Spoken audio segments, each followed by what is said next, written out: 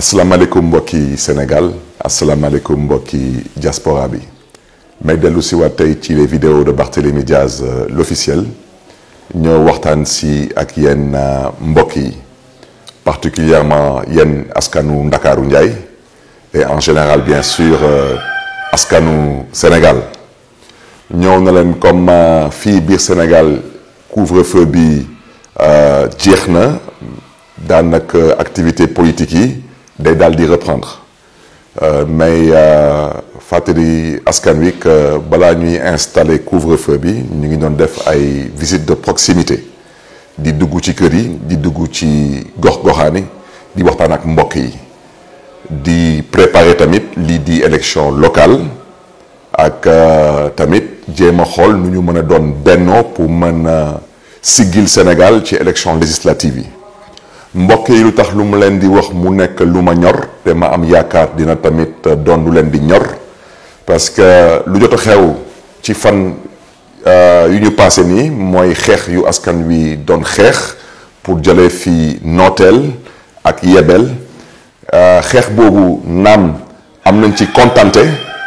wante damay ñaax askan wi bu leen ci naagu parce que waa ji di président Macky Sall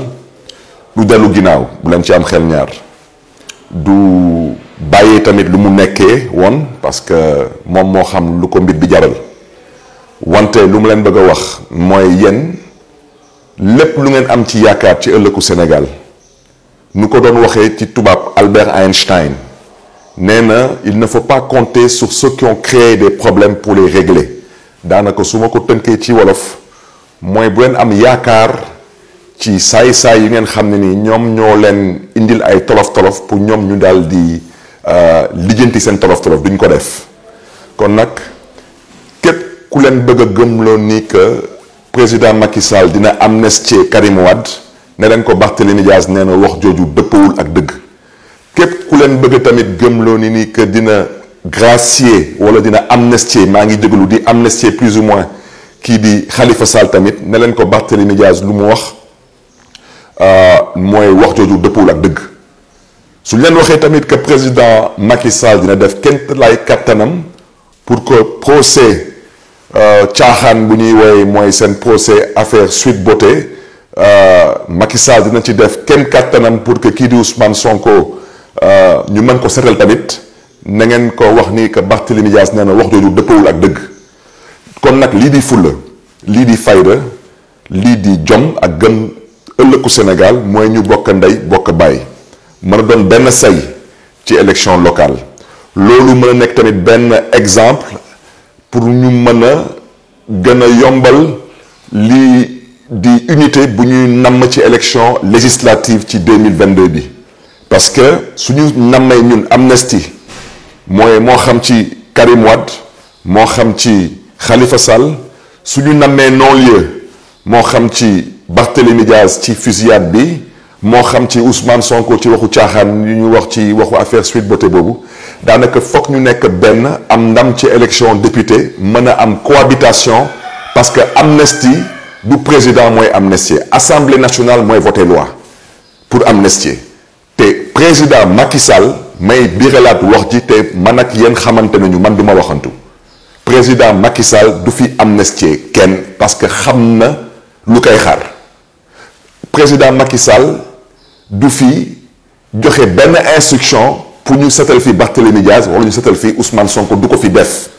parce que dafa am lu ko mbir bi jaral kon nag yenn askan wi yéen ñaa leen nar a amnistier ñu ngeen nam ma ñoom ñu bokk ci élection président yéen ñaa leen nar a def seen kenn kattan ba justice bi setal Ousmane Sonko parce que Ousmane Sonko lu ma doon wax ci moom waxut naa ko ba pare lu ma xalaat ci Ousmane Sonko wax naa ko ba pare te ñu ko jotloon dégg tamit ma baaxee leen bii. Sonko nit ku baax la d'abord jullit la man ci lu ma gis ak ci lu mu dégg nit ku bëgg Sénégal la lu ma waxoon ci Khalifa Sall moom lay wax ci Ousmane Sonko moo tax moo xam yaayam moo xam ay soxnam moo xam ay doomam nañu am kontante ci seen doom seen jëkkër seen pap parce que Ousmane ku dara jàppale la te ku dara wóoru la bu ci des may waxaat bii mooy la dernière fois may indi démenti man dama bëgg askanu Sénégal ñu jàppale ni boobu man dama leen respecté te man du ma laam-laame du ma waxaale nit nor ma respecté bii mooy dernière fois bu may indi démenti maa ngi jéglu nag bu baax a baax ci askan wi wante yéen noogu leen nangu kuy fooye seen xel munu leen gis ay nit yu mel ni Barthélémy Dias saa bu du fa boppam ma jox leen suma lépp teg ci nag fulla ak fayda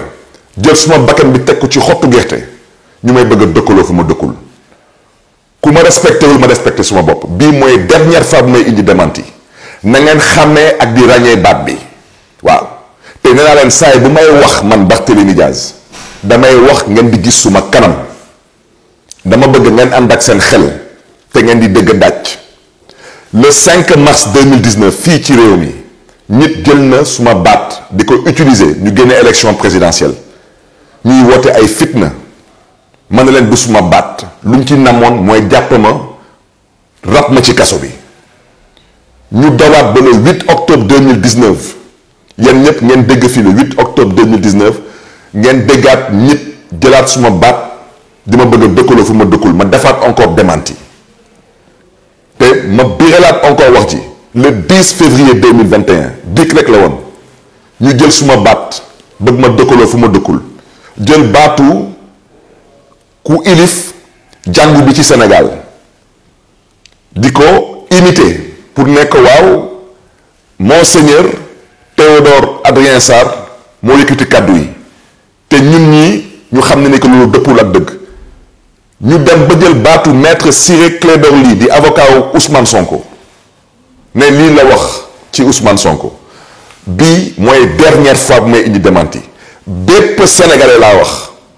sa xel wala sa bopp xaw woyof ba ñu koy fooyee ba nga bëgg a gëmloo ni que waa damaa dégg baatu Barthélémy Dias yow mii ne la yàlla may xolu muñ ñuy jël suma baat di ko bëgg a utiliser lu ñu namm ci loolu mooy jaxase ma ak Ousmane Sonko yenn sénégalais yi ni wax naa leen fan la Ousmane Sonko toll ci man te man dama koy assumer wax naa leen Ousmane Sonko maa ko bëggal suma bopp te amul kenn ku ma dëgg Sénégal may wax ci ay waxu ay caaxaanu ay xawma ay affaire ay suite beauté jot boobu awma ko parce que man kenn du fooy suma xel ëllëgu Sénégal moo ma ñor moo ma tax a jóg kon nag ay fake news ak xawma ay waxu ay caaxaan ay réseaux sociaux du ma ci dugg te fu may daanale ci wax bi dama ne benn violeur kese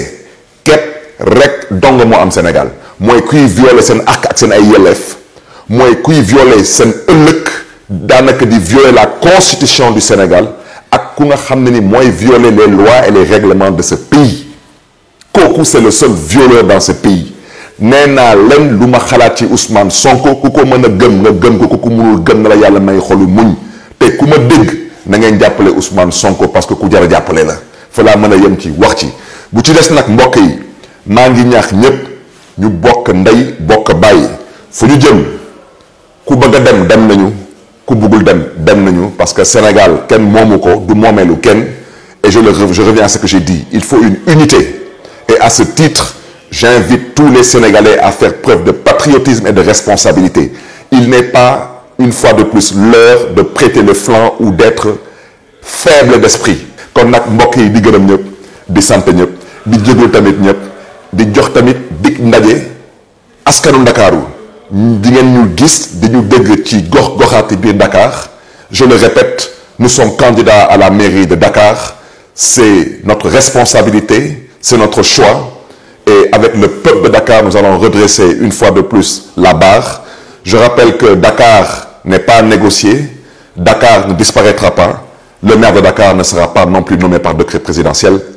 et à ce titre nous tendons la main à toutes les forces vives de la nation forces politiques force de la société civile force syndicale pour mën a bokk ndey bokk baay